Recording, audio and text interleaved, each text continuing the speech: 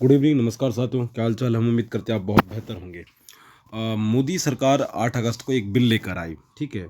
और ये बिल को कॉन्टेस्ट में है, अभी हाल ही में बहुत चर्चाएं में है। दरअसल जो बिल होगा वो क्या होगा, एक मुस्लिम संस्था है जिसका नाम वक्फ है।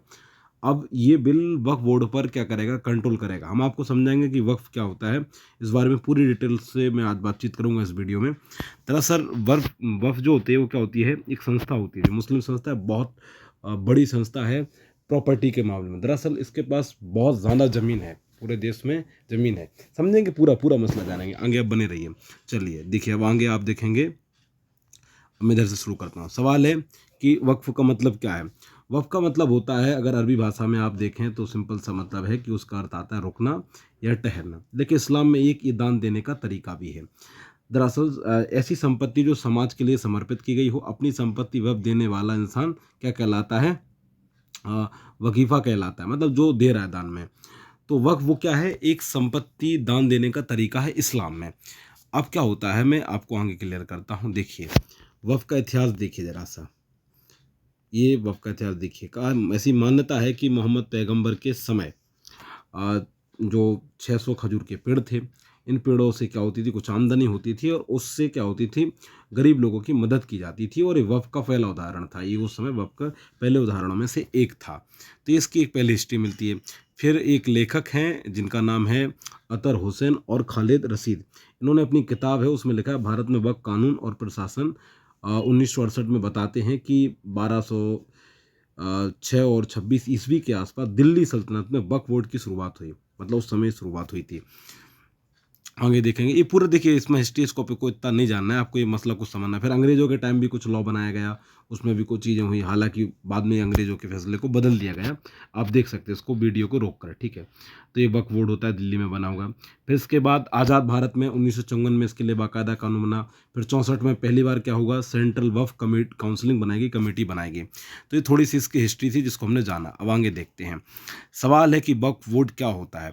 देखिए, वक्फ क्या होता है, जैसे मान लो मैं एग्जांपल ले रहा हूँ, जैसे ये ऐसे कुछ लोग हैं, मान लो ये 4 लोग हैं, ये बोर्ड बन गया वक्फ को, और ये कोई व्यक्ति है ए नाम का। अब इसकी कोई ऐसी संपत्ति है, तो ये वक्फ बोर्ड क्या करेगा, इसकी संपत्ति को हड़प सकता है केवल इस नाम पर कि ये मजहबी हो, धार्मिक हो, मतलब उसे ऐसा लगता है कि इसके लिए ज़रूरी है। तो वक्फ बोर्ड क्या करता है, इसकी संपत्ति ले सकता है। अब सवाल क्या था कि ये सामने वाला कहीं जा भी नहीं सकता है, मतलब उसके लिए वो कहीं पर अपील भी नहीं कर सकता है कि भाई, अच्छा अगर वफ़ ने ज़मीन मान भी ली कि ज़मीन, वफ़ ने बोला कि ज़मीन हमारी है, तो अब ये साबित वक्फ बोर्ड को नहीं करना है, इस व्यक्ति को करना है कि ज़मीन उसकी है। तो इस तरीके के कुछ कहें कि उसमें अंदर जटिलताएँ थी, कुछ कमियाँ थी। उन्हीं चीज़ों को मोदी सरकार शुरू करने के लिए क्या है, अमेंडमेंट ला रही है। दरअसल ये क्या है, भारत में बहुत ताकतवर संस्था है, इसके पास बहुत ज़्यादा ज़मीन है। और आप देख रहे हैं किस तरीके से ज़मीन के लिए बहुत ज़्यादा चीज़ें भागा-दौड़ी होती है, सरकार भी अलग-अलग तरीके से प्रयास करती है। फिर आज़ाद भारत में इसके लिए एक्ट लाया गया है। कब लाया गया है? 54 में एक एक्ट लाया गया, इसी लिए कानून बनाया गया, बाकायदा इसको व्यवस्थित किए जाने का एक प्रयास हुआ, ठीक है। अब आगे देखते हैं, और ये भी इसमें भारत में जो कुल अगर वक्फ के बोर्ड देखें तो कितने हैं, 32 बोर्ड हैं। कितने हैं? 32 बोर्ड बनाए अलग अलग राज्यों में, इसके लिए निर्देश होता है।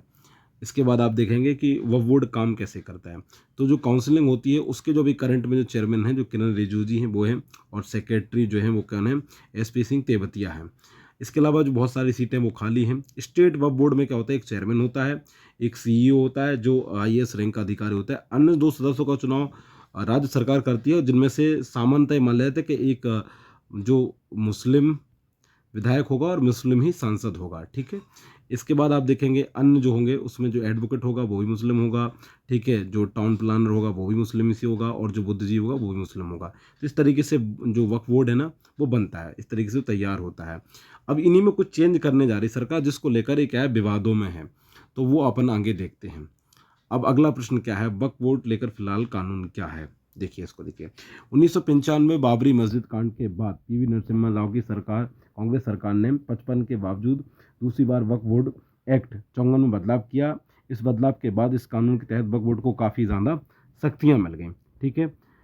अब देखिए आप, इस कानून में इतनी ताकत थी कि वक्फ एक्ट 1995 के सेक्शन आर के मुताबिक अगर बोर्ड, क्या लिखा है, अगर बोर्ड किसी संपत्ति को, अगर बोर्ड किसी संपत्ति को मुस्लिम कानून के मुताबिक पवित्र मान ले, मजहब यानी धार्मिक मान ले, या चैरिटेबल मान ले, तो वो ज़मीन किसकी हो जाएगी? वक्फ बोर्ड की हो जाएगी। अब देखिए हाँ, ये है मेन चीज़ समझने लायक।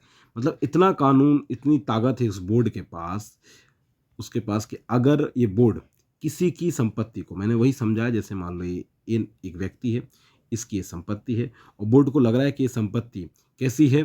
पवित्र है, मज़हबी है यानी धार्मिक है या चैरिटेबल है। तो जो बोर्ड होगा वो इस संपत्ति पे अपना दावा ठोक देगा और ये व्यक्ति परेशान होता फिरेगा। इस व्यक्ति को साबित करना पड़ेगा कि ये ज़मीन उसकी है। अच्छा, इसके लिए अब वो बेचारा हाई कोर्ट या सुप्रीम कोर्ट नहीं जा सकता, न्याय की शरण नहीं ले सकता। ये खतरनाक स्थिति, जबकि नए प्रावधान में प्रावधान किया गया है कि अगर ऐसा वक्फ बोर्ड करता है, किसी की संपत्ति को अपनी संपत्ति मानता है, तो फिर वो व्यक्ति न्यायपालिका की शरण में जाता है। इसी को लेकर विवाद है।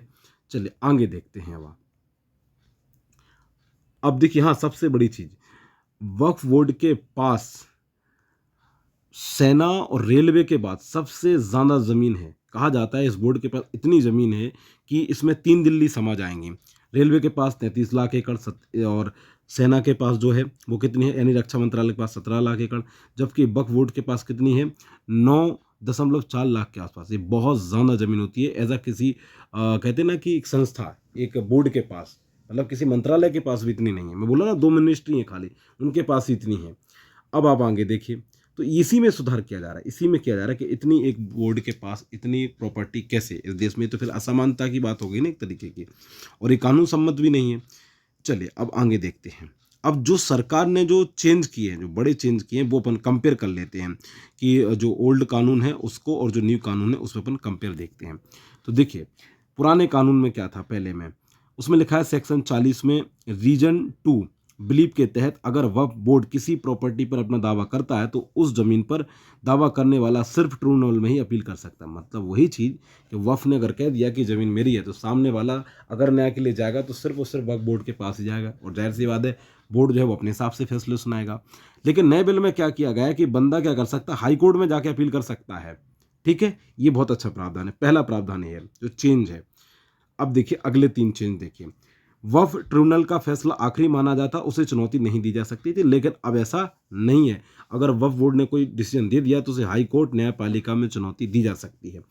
अगला चेंज देखिए, तीसरा चेंज, किसी जमीन पर मस्जिद हो या उसका उपयोग इस्लामिक उद्देश्य के लिए हो तो वो ऑटोमेटिक किसकी संपत्ति हो जाएगी, वक्फ की। देखिए कितना अजीब कहें कि प्रावधान है, जबकि अब ऐसा नहीं होगा। जब तक किसी ने वक्फ को दान में जमीन नहीं दी हो, उस पर भले ही मस्जिद बनी हो, पर वक्फ की वो संपत्ति नहीं होगी। मतलब कोई दान देगा तभी होगा। अभी क्या करता था, एक तरह से धांधली होती थी। जो वक्फ बोर्ड में जो लोग बैठते थे ना, वो क्या करते थे कि किसी, अब उनको लगता था नहीं ये ज़मीन धार्मिक के लिहाज से इंपॉर्टेंट है, अपनी इसको घोषित कर देते हैं। बेचारा व्यक्ति लड़ता रहता था। तो इस तरीके से दुरुपयोग सामने आते थे। बस सरकार यही तो कर रही है, जो मुझे भी लगता है, जो पर्सनली कि हाँ यार ठीक है। अगला देखें, जो वो बहुत अच्छा है, इन्होंने क्या होगा, पार्टिसिपेशन बढ़ाया है। वक्फ बोर्ड में महिलाओं का जो है भागीदारी बढ़ाई हुई है। पहले क्या होती, महिलाओं की एंट्री नहीं होती थी। और एक प्रावधान और था कि इसमें जो जो मुस्लिम था जो मुस्लिम थे वो गैर मुस्लिम सदस्य नहीं जा सके, लेकिन अब जा सकते हैं।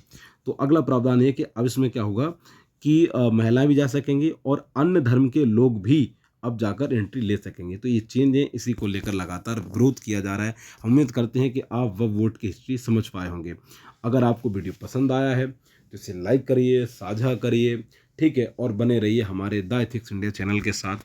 राष्ट्र, पर्यावरण और महिला तीनों का सम्मान करिए। जय हिंद, जय भारत, गुड नाइट।